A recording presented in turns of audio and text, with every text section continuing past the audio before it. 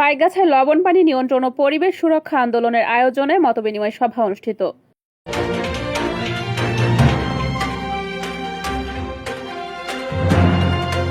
আসসালামু আলাইকুম দর্শক, সকলকে আমন্ত্রণ জানাচ্ছি বিবিআর নিউজ সংবাদে।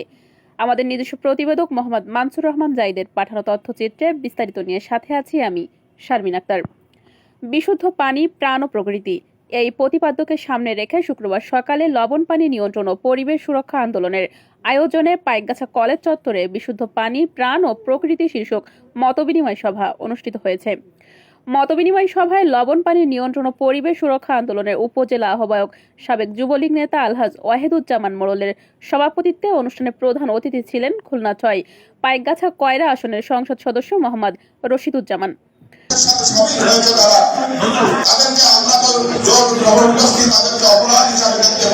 মতবিনিময় সভায় বিশেষ অতিথি ছিলেন নবনির্বাচিত উপজেলা চেয়ারম্যান আনন্দমোহন বিশ্বাস, উপজেলা আওয়ামী লীগ সভাপতি আনোয়ার ইকবাল মন্টু, সহসভাপতি সমীরন সাধু, বীর মুক্তিযোদ্ধা আব্দুর রাজ্জাক মোলঙ্গি, মহিলা ভাইস চেয়ারম্যান অনিতা মণ্ডল। সদস্য সচিব উদয় শঙ্কর রায়ের সঞ্চালনায় মতবিনিময় সভায় বক্তব্য রাখেন ইউপি চেয়ারম্যান আব্দুল মান্নান গাজী, কাজল কান্তি বিশ্বাস, শাহজাদা ইলিয়াস, রিপন কুমার মণ্ডল, উপাধ্যক্ষ মিহির বরণ মণ্ডল, অধ্যক্ষ উৎপল গাইন, অধ্যাপক রেজাউল করিম, অ্যাডভোকেট পীযূষ কান্তি মণ্ডল, সাবেক ভাইস চেয়ারম্যান কৃষ্ণপদ মণ্ডল, কপিলবনি ইউনিয়ন সভাপতি প্রভাষক কামাল হোসেন, লতা ইউনিয়ন সভাপতি সাংবাদিক কৃষ্ণ রায়, লস্কর ইউনিয়ন সভাপতি আজিজুর রহমান, ইউপি সদস্য ফেরদাউস ঢালি, সম্পাদক কিনু পাল, হোসনিয়ারা বেগম, হামিম সানা ও শহীদুল্লাহ মোড়ল সহ আরও অনেকেই।